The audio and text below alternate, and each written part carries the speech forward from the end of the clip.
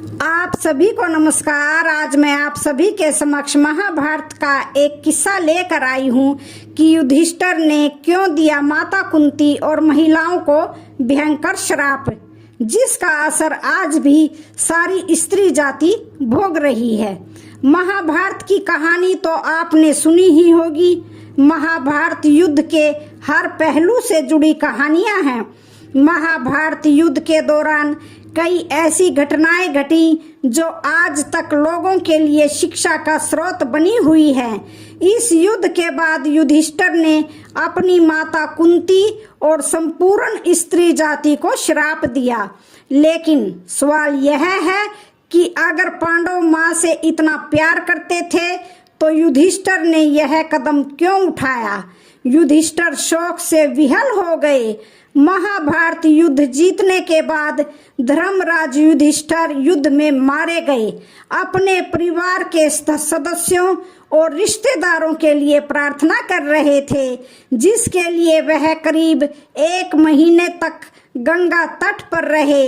इसी समय महात्मा युधिष्ठिर को सांत्वना देने के लिए अनेक ऋषि मुनि आए, जिनमें देव ऋषि नारद भी आए और उन्होंने युधिष्ठिर से पूछा, क्या आप दुर्योधन को हराकर धर्म की विजय पाकर प्रसन्न नहीं हैं?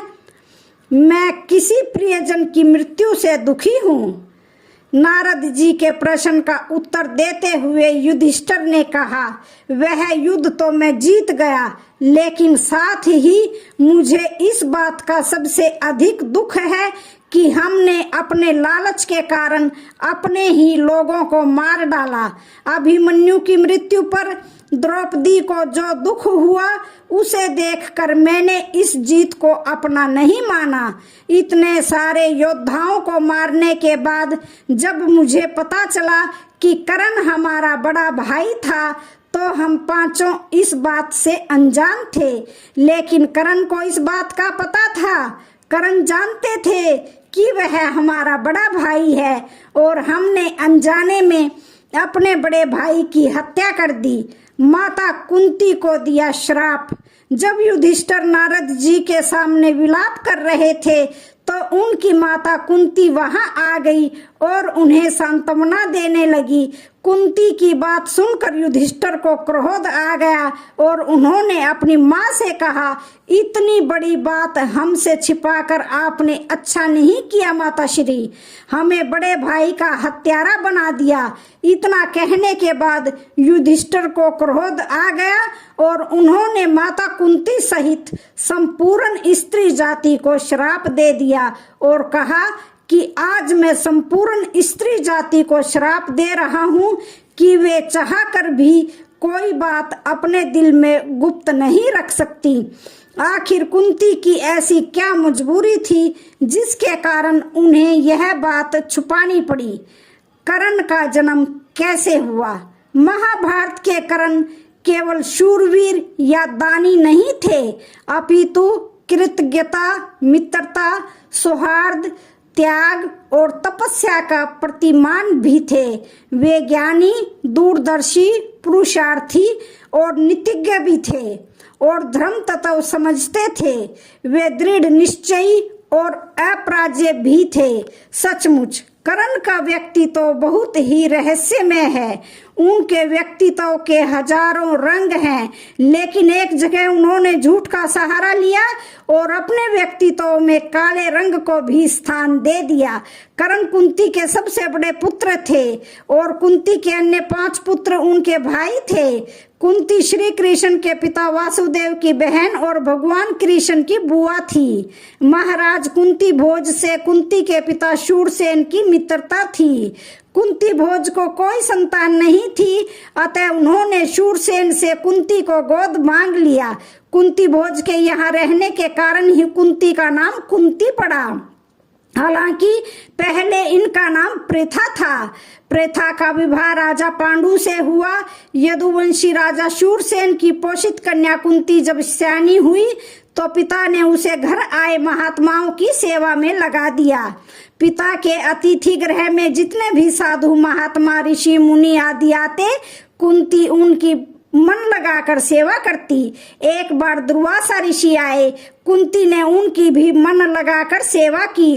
कुंती की सेवा से प्रसन्न होकर दुर्वासा ऋषि ने कहा, पुत्री, मैं तुम्हारी सेवा से बहुत प्रसन्न हुआ, अतः तुझे एक ऐसा मंत्र देता हूँ जिसके प्रयोग से तू जिस देवता का स्मरण करेगी वह तत्काल तेरे सामने प्रकट होकर तेरी मनोकामना पूर्ण करेगा।